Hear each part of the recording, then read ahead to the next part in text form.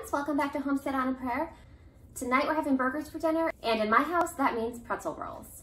So tonight we're going to be making pretzel rolls together. I'm going to show you the recipe that I use, which is really easy. As always, when we make a recipe together, don't worry about writing anything down. I'm going to link the recipe in the video description so you can go ahead and find all the measurements and the steps that way. But for now, let's get started. So the first thing we're going to do is, in this recipe, you're going to need a 1/4 cup of butter, which is about a 1/2 stick. So to start with, we're not going to use all of it. We're just going to melt 1 tablespoon in this pan here. So I'm just going to go ahead and get that melted while we start mixing our other ingredients. And then I'm just going to take the rest of our butter and set it over here to the side. We'll get to that in a little bit. Now into our stand mixer here, we're going to need 1½ cups of warm water. We don't want it to be hot because we don't want to kill our yeast. I don't take the temperature of the water or anything. I just kind of put it on my wrist, and if it feels about body temperature, I say that's good. So I'm going to grab 1½ cups of warm water, and I will be right back. Now, like I said, I don't measure the temperature of the water. If you go slightly cool, the worst thing that's going to happen is that your dough will take a little bit longer to rise, but that's okay. So we've got our 1½ cups of warm water in here. Now we're going to add our yeast. You can use, if you're using packets, you want to use a whole packet of yeast. I just have bulk yeast here, so I'm going to use 2 1/4 teaspoons. That's the same amount that's in a packet. I have instant yeast here. You can also use just active dry yeast if you have that. Again, it just might take slightly longer to rise. So when you have instant yeast, you can skip the proofing step. It's up to you. All right, so we're just going to run our mixer for a minute just to incorporate the yeast in the water. You really just need to do that for 10 seconds or so. So that's incorporated.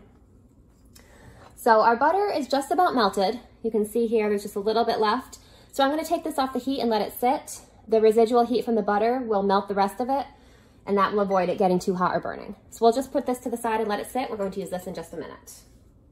Now to our water and our yeast, we're going to go ahead and add a teaspoon of salt and a tablespoon of brown sugar. This is a 1/2 teaspoon here, so I'm just going to add 2 of them.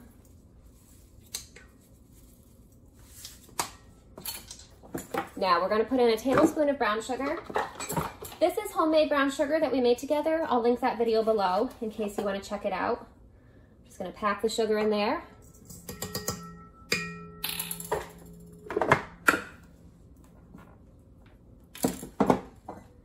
Now to this mixture, we're also going to add our 1 tablespoon of melted butter.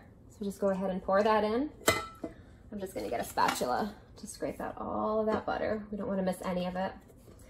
This is really good organic grass-fed butter, and we don't want to miss even a drop. Now we're just going to run the stand mixer again, just for a few seconds to incorporate all of this. Now we are going to add 3 cups of flour to this mixture. We're going to add 1 cup at a time and then just mix a little bit between each cup, just to make sure it all gets incorporated evenly. And when I said this was an easy pretzel roll recipe, I was not kidding. This is about as easy as it can get. And especially, I'm used to working with sourdough a lot. I love sourdough baking, but I do also bake with yeast as well. And whenever I make something that's not sourdough based, I'm kind of amazed at how fast it is. Because sourdough is delicious and there's so many great things about it, but it is a little bit more of a time-consuming process. So we've got our first cup of flour in here. Just gonna pulse this a couple times to get it incorporated. Once you've got it all moistened, you can add the 2nd cup.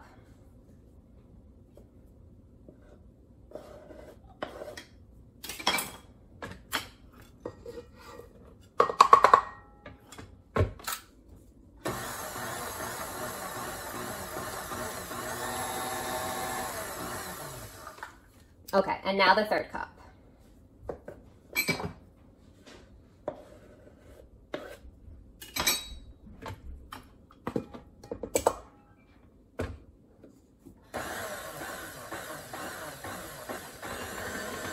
I'm just kind of pulsing it a little bit to prevent flour from flying out. You can see even with me doing it slowly, it's happening a little bit. So this dough is fairly thick now. I'm going to bring you over so you can see what it looks like.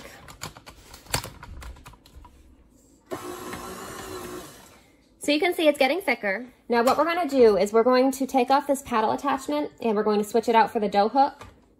And we have a little bit more flour to add, but we just want to switch to the dough hook before adding it. So I'm just going to scrape all of the dough off of this paddle here.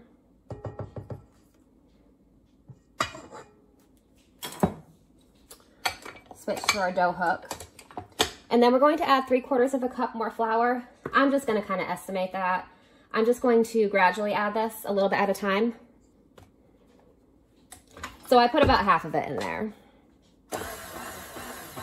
So you can see now that we've added about half the flour, the dough is kind of gathering around the hook. It's not quite done yet. If you're used to working with sourdough like me, this batter is probably going to feel a little bit stiff and a little bit thick to you. I'm so used to sourdough and working with really wet dough that this dough always seems a little bit dry to me by comparison. But that does make it easier to work with when it's time to shape. So I added the rest of our 3/4 cup of flour. We're just going to go ahead and get that incorporated. So let's take a look at our dough. It's just a tiny bit sticky. The recipe says to continue adding flour until the dough is no longer sticky. I prefer to add a little bit less and leave the dough ever so slightly sticky. I'm probably going to add a little bit more, but I'm not going to add a lot more. So let's start with just maybe another couple tablespoons.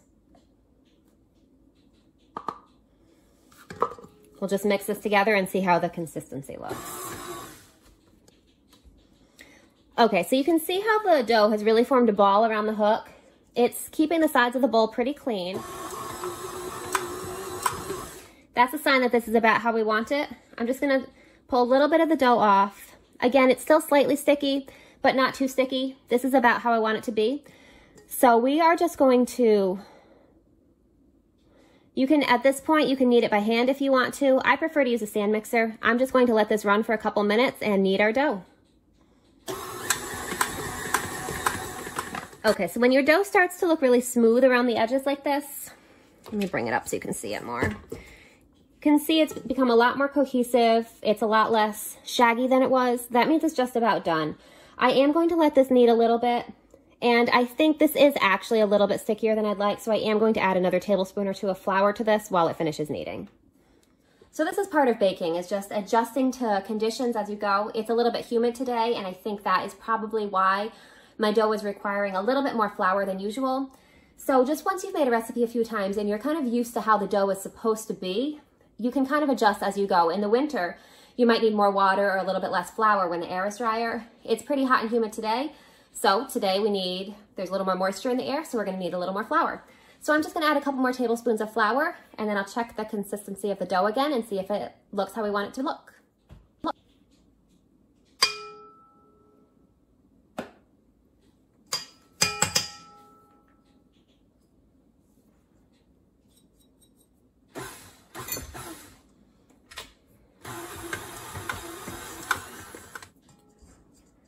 Okay, so this dough feels less sticky now. This is more how we want it to feel.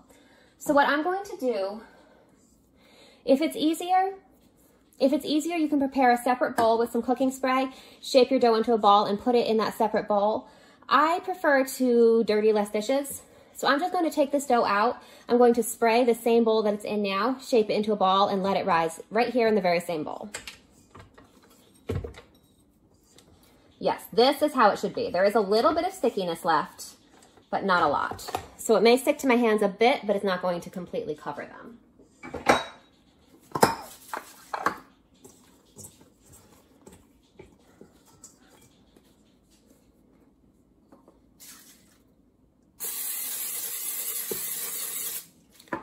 So to shape it into a ball, I just kind of take the edges and just fold it all together into as smooth a ball as you can really get. Then you're gonna put it smooth side down, kind of coat it in the oil that's coating your bowl, and then flip it over so that your entire dough has a thin coating of cooking spray on it. So at this point, our dough is all mixed, our dough is all kneaded. It's sitting in its oiled bowl to rise. So we're going to let it rise for about an hour or so in a warm place. Now, this time of year in the summer, it's not too hard to find a warm place. I'm just gonna leave it right in my kitchen. If you're doing this in the winter and it's cooler, a lot of times I put it in my stove with only the light on. That will warm it up just a little bit. So for now, I'm just gonna leave this right on my counter. I'm going to just cover this dough to prevent any kind of contamination getting in it. let it rise for an hour, and then I will meet you back here and I will show you how we turn this ball of dough into delicious pretzel rolls.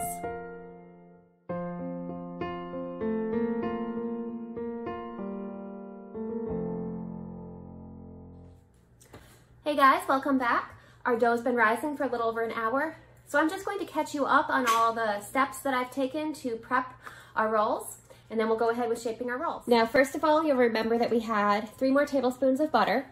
So I just have that getting started melting on low heat. Over here, I have a pan that I've put about 8 cups of water and just under half a cup of baking soda in. We're going to use this to boil our rolls before they bake. That's what really gives them that kind of pretzely flavor and pretzely crust. Now, over here, our dough. I opened this up and could not believe how much it had risen. That is ridiculous. And I looked back and realized that I used too much yeast. What I thought was a teaspoon was actually a half tablespoon. So overall, we put an extra teaspoon of yeast in here. So normally your dough will not rise quite this much. It'll still work fine. Our rolls will just be nice and puffy. So let's pull this dough out of here and I'm going to show you how we shape our rolls. So I'm just going to take this dough, I'm going to dump it out on the counter, and then we're going to cut it into 12 sections.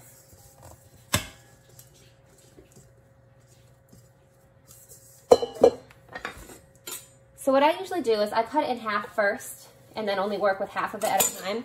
So we're going to go ahead and put half of this back in here. Now what remains, we're going to cut into 6 sections. So let's just cut this in half first, and then we'll cut each of these, into 3 sections.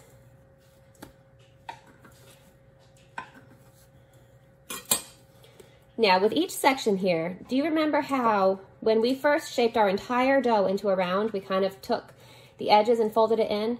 I just kind of do that here. Basically, when you do that, it creates tension on the outside of the roll, and that's what's going to help it hold its shape. Then this little part in the bottom where you've gathered everything together, you put that down on the counter and just kind of cup your hand and roll it in your hand. I usually roll it, 20, 25 times. That's going to give it a nice round shape.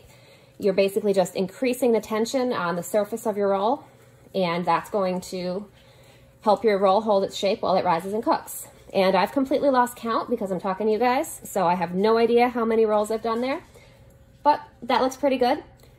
So I have a cookie sheet here that I've lined with a silicone baking mat.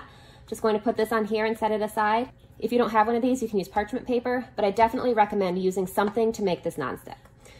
So I'm just going to get the rest of our rolls shaped, and then I will show you the next step.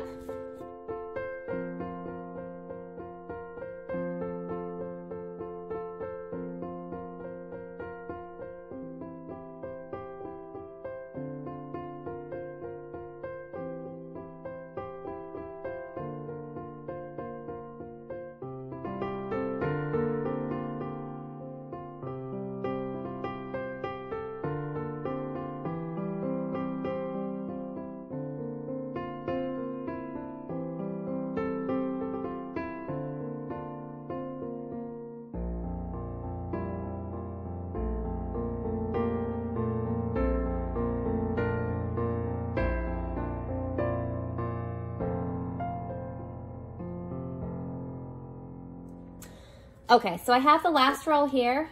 One thing I forgot to mention before, you might have noticed that when I'm rolling these out, I'm not using a floured surface. That's intentional. For rolling these rolls, you do not want to roll them on a floured surface. You want them to stick just the smallest bit to the surface because that helps create the tension that I mentioned in the crust of the roll. So this dough is stiff enough that it won't stick too much to your counter, so you don't have to worry about that. Okay, so we've got all 12 of our rolls all rolled out and ready. So you'll notice that I've preheated my oven to 400 degrees. It's not quite at 400 degrees yet, but by the time these are ready to go into the oven, it will be. I also have this pan of water here with the baking soda in it, heating up. I'm going to go ahead and increase the heat on this right now because I want this to be brought to a full boil. And these rolls don't really need to rise very much now that they've been rolled out. They're going to rise a little bit while we wait for this water to boil. And then when they're boiled in this water, they'll rise a little bit more in here before going into the oven. But that's all we really need to do for time. So I'm just going to get this water boiling and then I'll show you what we do with our rolls. All right, so you can see that our water here is boiling. This is the step that is going to turn our rolls from regular rolls to pretzel rolls, so it's an important step. What you need to do is you need to boil each of your rolls in this water for about 30 seconds. I like to do about 2 at a time. You don't want to do them all at once because it can get overwhelming to manage, and then you're going to drop the temperature of your water too much. So 2 at a time I find is manageable. My timer only goes in 1-minute increments, so I set it for a minute and then just watch. After 15 seconds, I flip them over and then put them on here. This is gonna go fast, so I'm not going to really be able to explain much what I'm doing while I'm doing it. That's why I'm telling you guys ahead of time. You'll also notice that there's a lot of steam in my kitchen. I'm trying to not turn my hood on so that you can actually hear me talking. My hood will make it pretty loud and make it hard to hear. So that's what we're gonna do. Let's get started. I'm gonna start with the rolls on this side of the cookie sheet because these were the ones that we rolled out first, so they've had the longest to rise. You can see there is actually a little bit of a size difference between the ones on this end and the ones on this end. Part of that is just because I didn't distribute the dough completely evenly, but it's also because these have been rising a little bit longer. So we'll start with these and work our way down.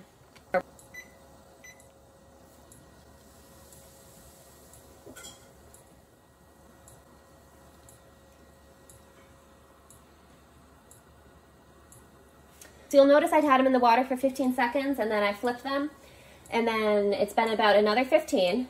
I'm going to put them back over here. I tried to put the smooth side back on top. Depending on how they flip in the water, you might have to flip them again to get that to happen. But you can see now, see the 2 rolls that we boiled are larger than the others. Being in that boiling water just for that 30 seconds is going to give them a little bit of a head start on rising in the oven. So let's continue on and get the rest of our rolls boiled.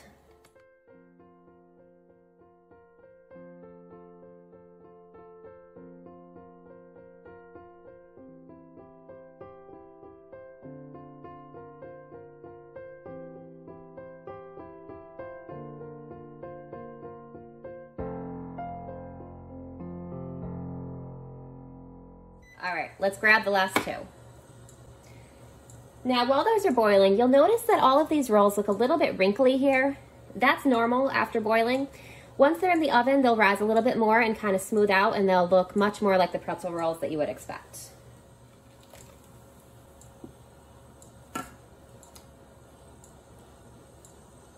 All right, so our rolls are all boiled. Now we're going to take a bread lawn here. You could also use a sharp knife. And we're just going to score a fairly deep X pattern in each roll. So let's go ahead and do that. Now, as always, when you're scoring, let me move the salt out of the way, you want to be fairly decisive. You don't want to be hesitant. You don't need to score too deeply. I'm probably scoring between maybe 1/4 inch, maybe slightly deeper than that. Also, be careful of your fingers. Notice how I'm carefully holding my fingers out of the way. These are very sharp. A straight razor blade would work as well. And again, these kind of messy X patterns will open up a little bit more and look a little better after they've cooked. So now we're going to take our melted butter here. We're just going to take our basting brush and just brush this. Oh, there's the oven finishing preheating. So we're just going to take our melted butter here, our basting brush, and we're just going to brush the tops of each of these with butter. And then we're going to sprinkle on top of the butter a little bit of coarse salt. I have kosher salt here. If you have actual pretzel salt, that'd be even better, but kosher salt works well for our needs. So I'm just going to go ahead and get these brushed with butter and then sprinkled with salt. I also tried to make sure to get some butter in the cut there, and I try to get butter all around the edges. This is what's going to help your pretzel roll really brown up and give it that nice, smooth, distinctive pretzel look. So it's pretty important. Now, just a note about boiling your pretzel rolls. I boiled them for 30 seconds. You want to make sure not to boil them for too long. The recipe kind of has a caution that if you boil them too long, your rolls could end up with a metallic taste. I've never had that experience, but I'm also pretty careful to take them out right after 30 seconds. So that's just something to keep in mind. So I'm going to be pretty generous with this butter. Just brush it on. And now I'm going to salt these 6 here just to make sure that our salt sticks before that butter really soaks in or dries out at all.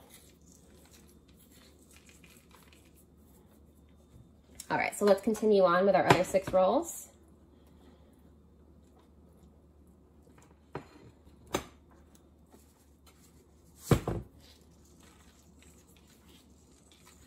All right, so these are ready to go in the oven. So the recipe calls for these to bake for between 22 to 26 minutes. You know me, I always like to check on everything a couple minutes before the minimum time. So we're gonna set our timer for 20 minutes and check on these rolls then. I'll bring you back here when they're done and show you the final product.